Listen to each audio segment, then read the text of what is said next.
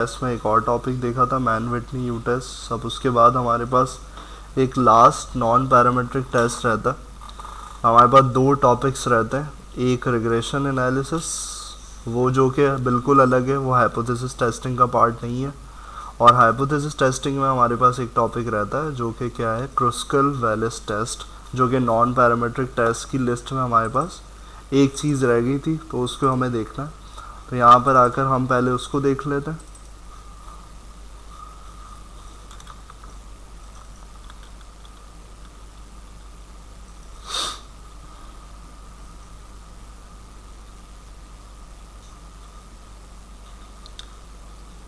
अच्छा भाई, हमने यहाँ पर मैन विटनी यू टेस्ट देखा था, वो किसके हमारे पास बरक्स था, वो था हमारे पास टू सैम्पल टी टेस्ट के, यानी कि independent two sample t test जब कर रहे थे तो हमारे पास हम मैन विटनी यू टेस्ट जब नॉर्मल डिस्ट्रीब्यूटेड डेटा ना हो, जब हम इम्प्लीमेंट करने के लिए रखा हुआ था।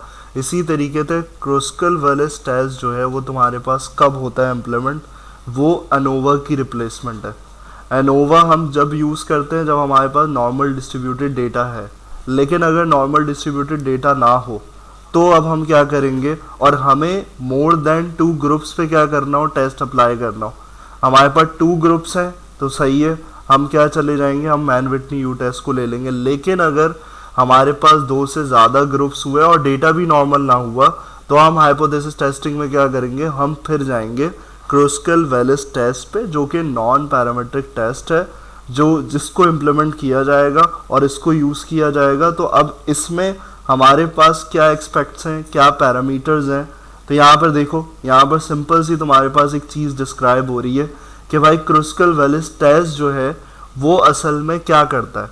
तो यहाँ पर तुम्हारे पास एक चीज़ नज़र आ रही है, जैसे हमने लास्ट क्लास में बात करी थी कि वो डिस्ट्रीब्यूशन को देख रहा था, पूरी डिस्ट्रीब्यूशन को देख रहा था, कौन, मैन विटनी यू टेस्ट।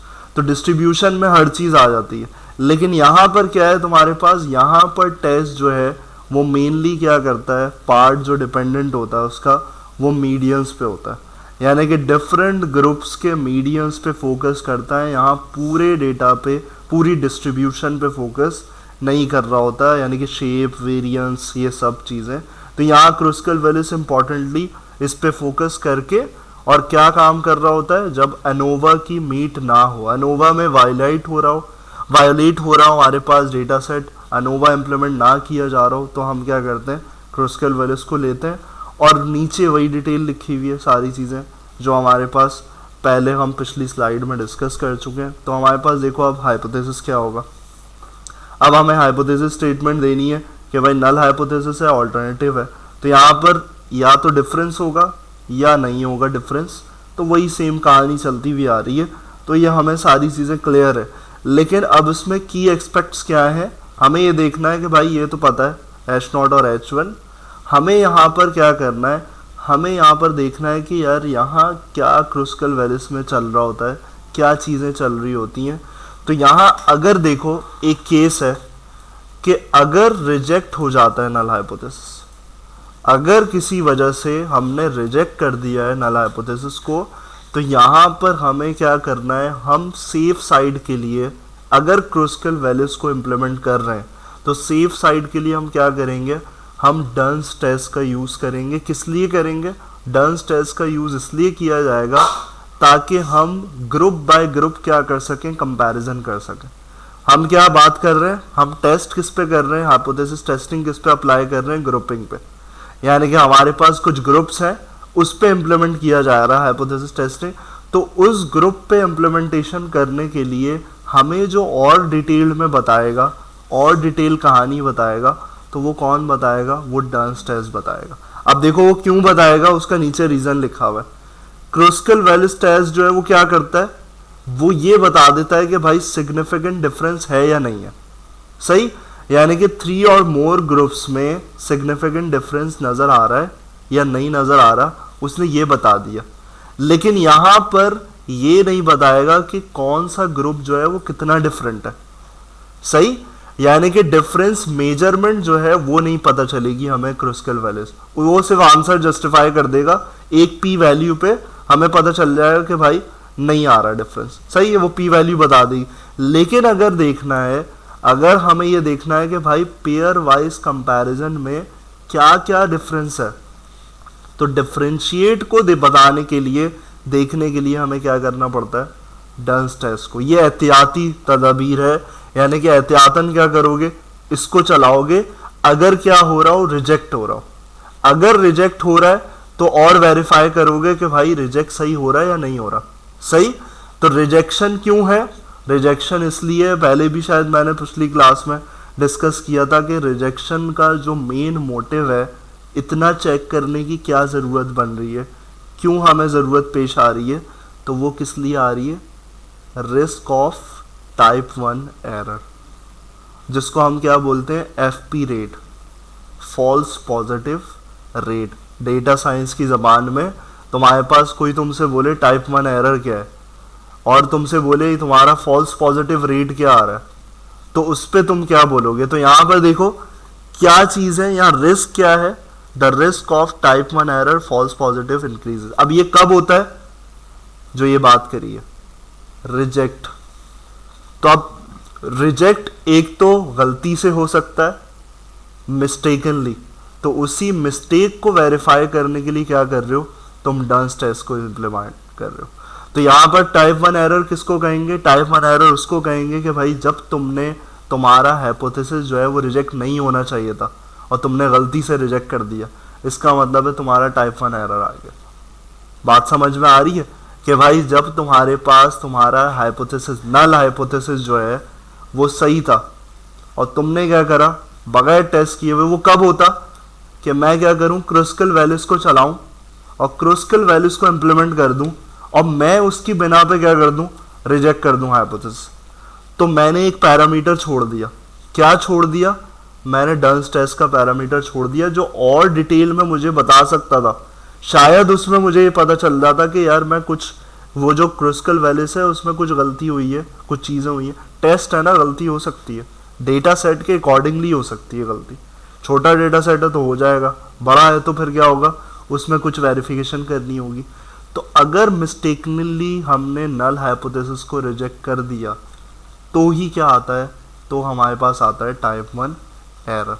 ये बात याद रखनी है। तो टाइप 1 एरर के रिस्क को हमें यहाँ पर देखने के लिए कि भाई ये ना आए टाइप 1 एरर, तो हम क्या करते हैं, हम वहाँ पर डंस टेस्ट का यूज़ करते हैं, जो कि तुम्हारे पास ये है। और डंस टेस्ट किस पे काम करता है, डंस टेस्ट हमारे पास एक मेथड यूज़ करेंगे, उसमें क्या है, बॉनफेरोनी मेथड, जिसको क्या है, जो क्यों करते हैं, जो इसलिए करते हैं हमारे पास कि भाई हमारे पास यहाँ पर कुछ ऐसा रिजल्ट आता कि देखो क्रूस्कल वैल्यूज ये नहीं बताएगा हमें, कंपैरिजन, कंपैरिजन कैसा, हर ग्रुप के अकॉर्डिंगली, यानी कि मेरे पास 3 ग्रुप है, मैं हर ग्रुप पे क्या करूं, कंपैरिजन करूं, हाई का लो के साथ, हाई का मीडियम के साथ, लो का मीडियम के साथ, यानी कि हर पैरामीटर को क्या करूं, मेजर कर रहा हूं। और वो मेजर किस सूरत में हो रहा है, वो मेजर हो रहा है जेट वैल्यू में, सही। तो अब यहाँ देखने का कुछ पैटर्न है कि भाई जेट वैल्यू कहाँ होगी, क्या होगी, तो उस पर तुम्हें रिजेक्ट करना चाहिए हाइपोथेसिस को, नल हाइपोथेसिस को, या नहीं करना चाहिए, सही। और पी अनएडजस्टेड वैल्यू, तो वो क्या करता है, यहाँ पर जो तुम्हारे पास एक नाम नज़र आया था तुम्हें, बॉनफेरोनी मेथड, ये क्या कर रहा होता है, ये इसलिए होता है कि भाई जो तुम्हारी पी वैल्यू आ रही है, कौन सी, अनएडजस्टेड, उसको क्या कर दे, एडजस्टेड वैल्यू में कन्वर्ट, यानी कि और वेरिफिकेशन हो जाती है। जो डंस टेस्ट आधा काम कर रहा है, उसके साथ तुम एक और मेथड को लगा रहे हो कि भाई मैं फाइनली पूरा टाइप 1 एरर को आने की चांस ही नहीं दूँ, टाइप 1 एरर कहीं आए ना मेरे पास। तो उसको करने के लिए फिर हम क्या करते हैं, एडजस्टेड वैल्यू, और हमें कुछ नहीं करना है, वो मेथड ही क्या करेगा, वैल्यू एडजस्ट करके देगा तुम, सही। तो वैल्यू एडजस्ट करके देगा और तुम्हारे पास तुम्हारी चीज़ें क्या हो जाएंगी, तुम्हारी चीज़ें, तुम्हें रिजल्ट नज़र आ जाएगा कि यार टाइप 1 एरर था भी या नहीं था, तुम्हें ये वेरीफाई हो जाएगा। तो यहाँ पर जेड वैल्यू है, जेड स्टैटिस्टिक है, तो जेड स्टैटिस्टिक की वैल्यू को देखने का तरीका है और तुम्हारे पास पी वैल्यू को देखने का तरीका है। तो वही चीज़ें हैं तुम्हारे पास पी वैल्यू को देखने की, जैसे तुम क्या करते हो, जैसे नॉर्मली टेस्टिंग में करते हो, सही। तो यहाँ पर इसको इन सेंटेंसेस को देख लेंगे, यहाँ पर देख लेते हैं कि हमारे पास किस तरीके से इम्प्लीमेंट हो रहा है क्रूस्कल वैलिस। अब उसको तुम पूरे 6000 के डेटा सेट पे करो या फिर छोटे बड़े डेटा सेट पे करो, छोटे पे करो, सैंपल पे, वो मर्जी है। तो यहाँ पर हमारे पास हमने डेटा सेट लोड किया और उसके बाद हमारे पास यहाँ पर आ गई पॉपुलेशन, सैंपल,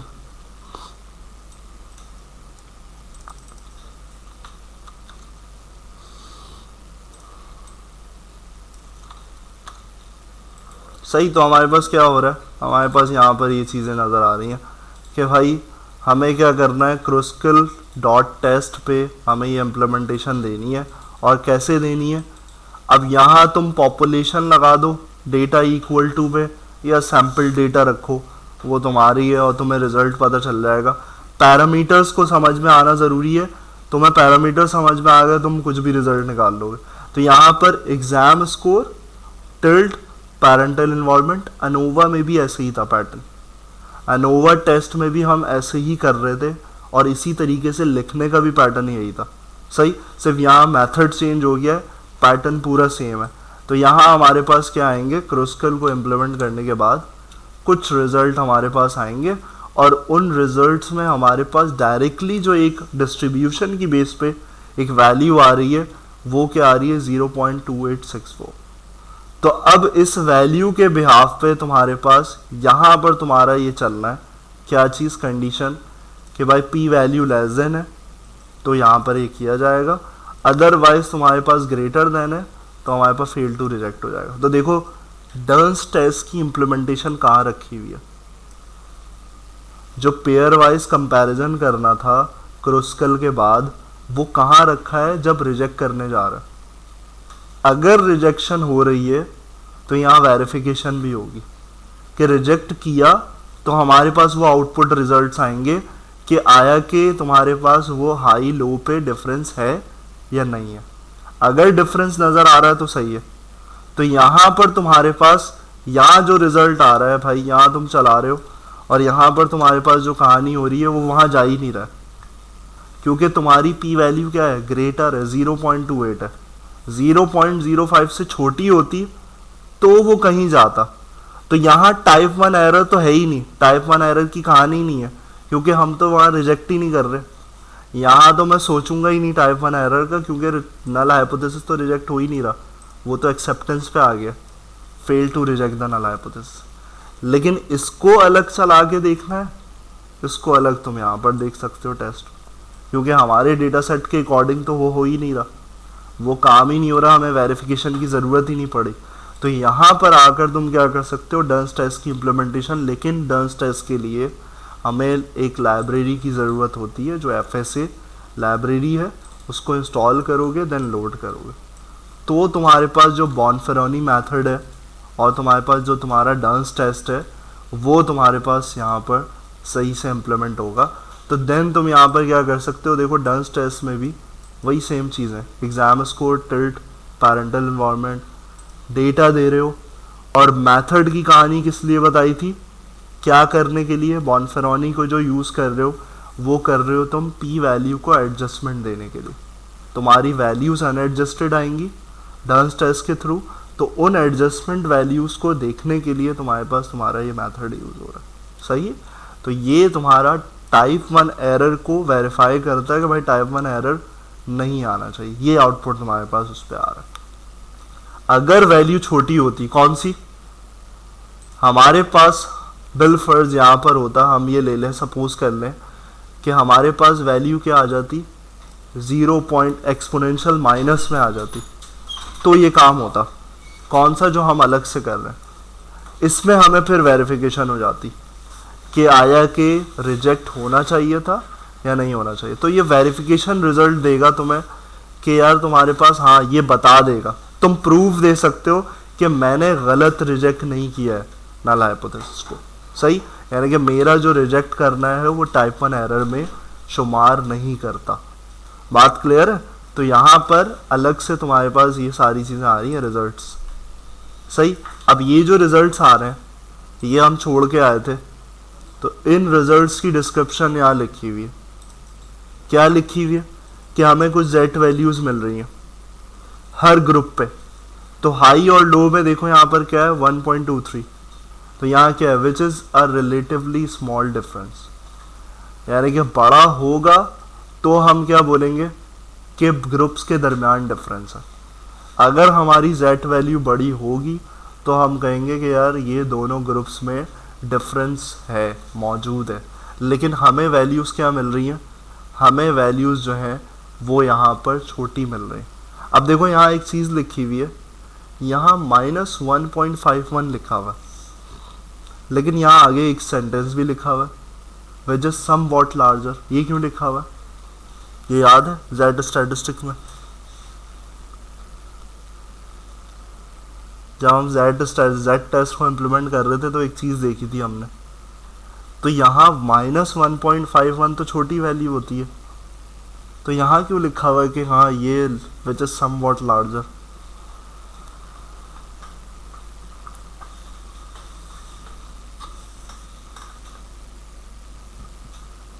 याद है भाई क्यों लिखा हुआ है?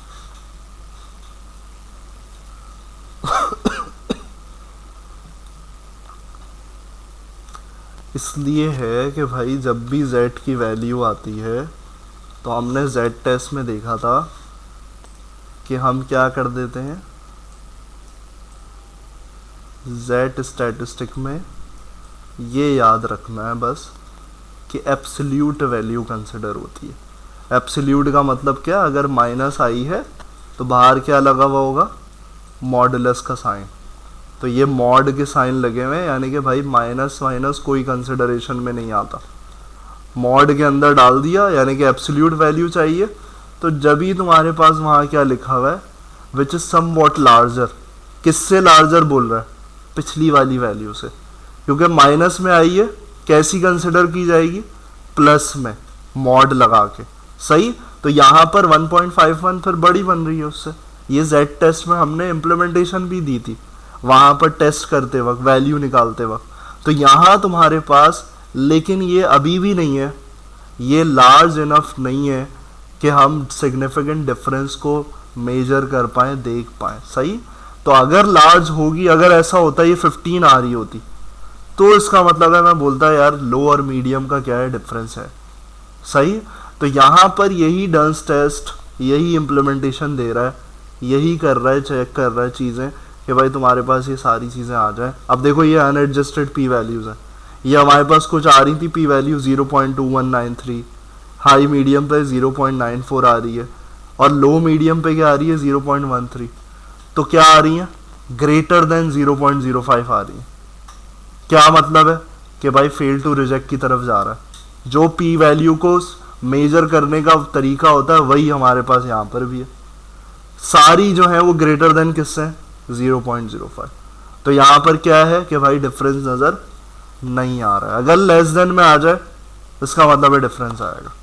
बात समझ में आ रही है? तो यहाँ पर यही सारी चीज़ें तुम्हारे पास आ रही हैं, और इसी को देखोगे कि बॉनफेरोनी मेथड क्या कर रहा है।